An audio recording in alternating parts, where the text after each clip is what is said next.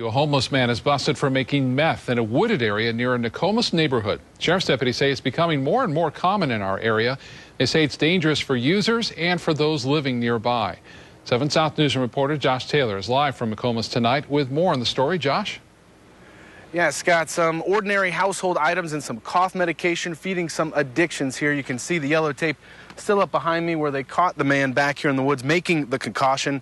There are concerns growing among law enforcement and those working to help people recover. Charlton Serbone is helping those who come to Tri-County Counseling in Osprey, many hooked on drugs like meth.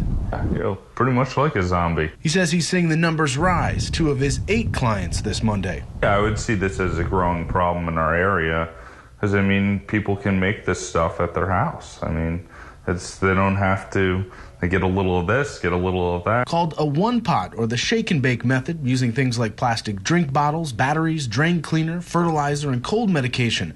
Those at the Sarasota County Sheriff's Office say use and production is growing. We're starting to see an influx in the meth. No longer the elaborate meth labs, but portable backpack production.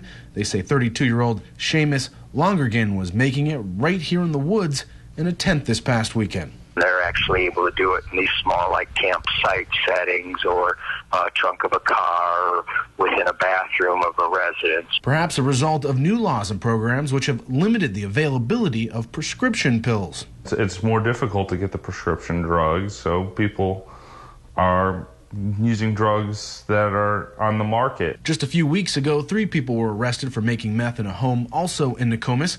Authorities say it's not just here, though. I wouldn't say that it's necessarily concentrated or specifically in Nokomis or Inglewood or as opposed to Sarasota.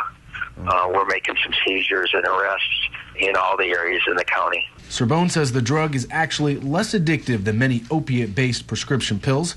However, the results physically and mentally have a much bigger impact. The mental obsession with it is just probably up there with like crack cocaine was in the 1980s. And speaking of crack cocaine, law enforcement officials tell us that they are seeing more of that as well to go along with the meth. Scott? And Josh, I understand these meth labs can be dangerous to people living nearby too, right? Yeah, these chemicals, they mix them together and it creates some fumes and things. You see when the police come or the sheriff's office comes, just all the hazmat crews now, seriously, they take it. In fact, in that police report, the gentleman who was arrested had burns on his hands from what looked like a previous explosion. Scott? All right, Josh, thank you so much.